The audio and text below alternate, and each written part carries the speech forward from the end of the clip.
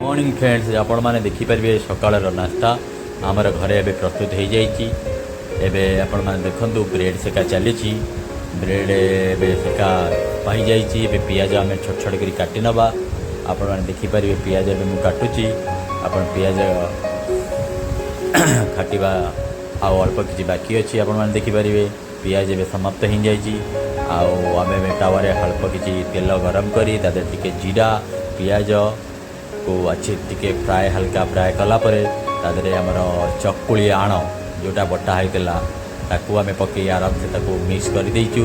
Mix कलापर आपण देखिपारे टे आम भल कि खेल टे पतला परिमाण पतला कर देचु। ब्रेड को एपट सेपट कर पलटी उल्टाई आपण मैंने देखिए केमती ब्रेड टाक सेट करदेला आम कर देचु। टे हल्का तेल टिके पकई फ्राए कर फ्राए होगापर आप देखिपारे एवं आम हल्का स्टीम घोरे दबा।